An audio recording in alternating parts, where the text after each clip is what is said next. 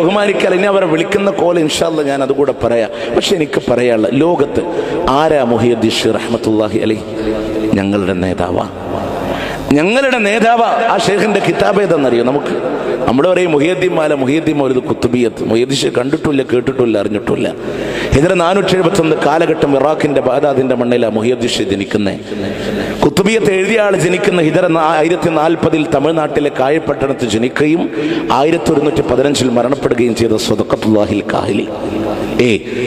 ആ കുത്തുബിയത്ത് നിങ്ങളാലോചിച്ചൊക്കെ, പഴുതാരപ്പള്ളിക്ക് അള്ളാഹ് തൗഫീഖ് ചെയ്തിട്ട് മുഹിയുദ്ദീൻ ഷെയ്ഖിന് രണ്ടാമതൊരു ആയുസ് കൊടുത്തു. സങ്കല്പിച്ചോ, അതേ മെമ്പർഷിപ്പ് എടുക്കാൻ വേണ്ടി വരാം. പള്ളി സെക്രട്ടറി ചോദിക്കുക, നിങ്ങൾ സുന്നിയാ? എന്തെങ്കിലുമൊക്കെ ചോദിക്കുക. നിങ്ങൾ കുത്തുബിയത്തൊക്കെ ചെല്ലാറുണ്ടോ? കുത്തുബിയത്തോ? എനിക്കൊന്നും പരിചയമില്ലല്ലോ. നിങ്ങൾ മുഹിയുദ്ദീൻ മാലൊന്നും പാടലില്ല? എൻ്റെ പേരിലൊരു മാല. ഓ, നിങ്ങൾ വഹാബിയാണല്ലേ, നിങ്ങൾ മുജാഹിദല്ലേ, പൊക്കോ അങ്ങോട്ട്. അവിടെ അപ്പുറത്ത് വല്ല കുന്നോളത്ത് വല്ല സലഫി പള്ളി ഉണ്ട്, അവിടെ പൊയ്ക്കോ, ഇവിടെ മെമ്പർഷിപ്പ് ഇല്ല എന്ന് പറയൂല്ലേ? ഷെയ്ഖിനോട് പറയൂല്ലേ? ആ ഷെയ്ഖിന് പോലും പരിചയമില്ല. ഇല്ല. ഇനി ആരാ ഷെയ്ഖ് എന്ന് ഓർത്തൊക്കെ നമ്മൾ പഠിച്ചിട്ടുണ്ടോ ഷെയ്ഖിനെ? അദ്ദേഹത്തിന്റെ ഒറിജിനൽ പേരെന്താണെന്നറിയോ? അബ്ദുൽ ഖാദർ എന്നാണ് അദ്ദേഹത്തിന്റെ പേര്. അല്ലേ? ഹസൻ റളിയല്ലാഹു അൻഹുവിന്റെ പരമ്പരയിലാണ് ഉമ്മ ജനിക്കുന്നത്. ഹുസൈൻ റളിയല്ലാഹു അൻഹുവിന്റെ പരമ്പരയിലാണ് വാപ്പ ജനിക്കുന്നത്. അവിടുന്ന് ഇതാ യസീദിന്റെ ഭരണകാലഘട്ടം കടന്നു വരുമ്പോ ഭരണകൂടത്തോടുള്ള അസംതൃപ്തി കാരണം ആ കുടുംബം പോയി താമസമാകുന്നത് എവിടെയാണെന്നറിയോ? കാസ്മിയൻ കടൽത്തീരത്തുള്ള ജീലാൻ എന്ന് പറയുന്ന പട്ടണത്തിലാണ്. സ്ഥലം അവിടെ വെച്ചുകൊണ്ടാണ് അബ്ദുൽ ഖാദർ എന്ന പുന്നമോനെ ജനിക്കുന്നത് എങ്കിൽ സ്ഥലപ്പേരിനോട് ചേർത്തുകൊണ്ട് അബ്ദുൽ ഖാദർ ജീലാനി എന്ന പേര് കിട്ടുകയാണ്. ചെറുപ്പത്തിലെ വാപ്പ മരിച്ചുപോയ യതീമായി വളർന്നു വന്ന പൊന്നുമോനെ പാഴ്സി ഭാഷയിലാണ് മാതാവ് പഠനം കൊടുത്തത് എങ്കിൽ ആ പൊന്നുമോനെ അറബി പഠിപ്പിക്കാൻ വേണ്ടി ഉമ്മ പറഞ്ഞേക്കുന്നത് എവിടേക്കാണെന്നറിയോ?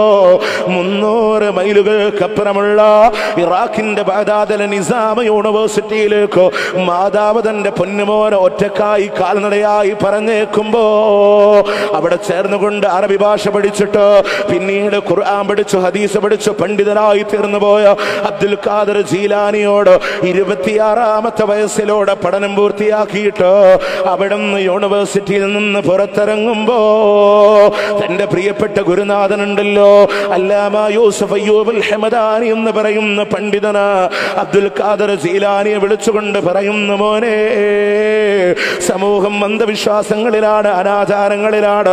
അന്നിതാ ഉമവി കാലഘട്ടത്തിന്റെ പര്യവേഷണം നടന്നുപോയ കാലഘട്ടങ്ങളിലോട് പള്ളി മിമ്പറുകൾ പോലും ഭരണകൂടങ്ങൾക്ക് വേണ്ടി ഒത്താശ പാടുകയാ.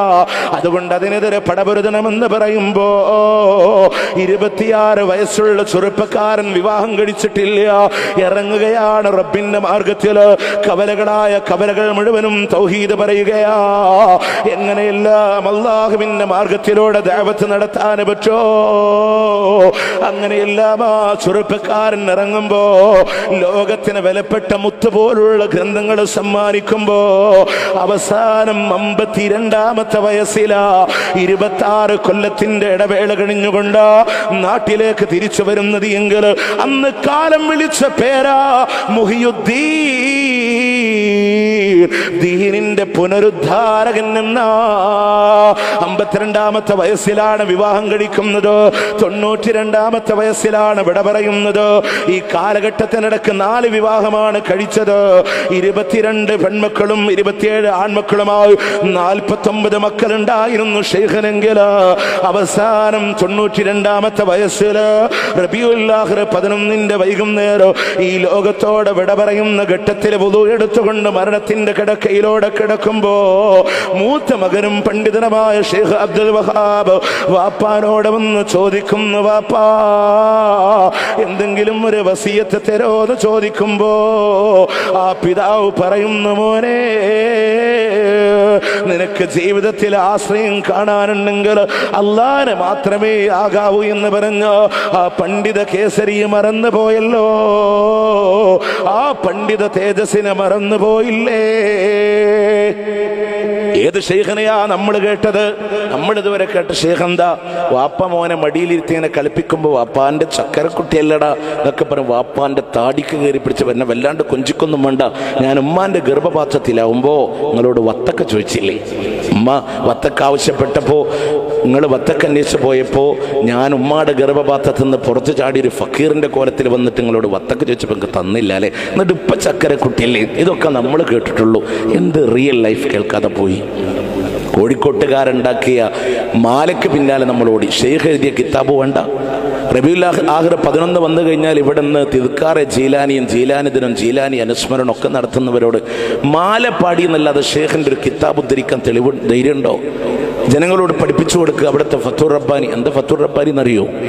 ഒരു കൊല്ലം മാത്രം നടത്തിയ 160-ലധികം പ്രസംഗങ്ങളുടെ സമാഹാരം. ആരുടെ? മുഹിയുദ്ദീൻ ഷേഖ് റഹ്മത്തുള്ളാഹി അലൈഹിയുടെ. അതിങ്ങനെ പഠിപ്പിച്ചെടുത്താൽ ഇവിടെ ഊതി വീർപ്പിച്ച സമസ്ത അങ്ങനെ ഭൂം എന്ന് പറഞ്ഞ് പൊട്ടിപ്പോവും. ഒരു സംശയമില്ല കാര്യത്തിൽ. അത് പറഞ്ഞു കൊടുക്കില്ല ജനങ്ങളോട്. അത് പറഞ്ഞു കൊടുക്കുക, അത് അപ്പൊ അറിയാം ആരാ യഥാർത്ഥമായ ഷെയ്ഖ് അല്ലേ? എന്നിട്ട് ഷെയ്ഖിനെ നമ്മൾ വിളിക്കാനുണ്ടാക്കിയ സംഭവം ഇവിടെ മുഹിയുദ്ദീൻ മാല, റിഫായി മാല ഞാനിവിടെ 2 ആവർത്തി ഞാൻ ഉദ്ധരിച്ചത്.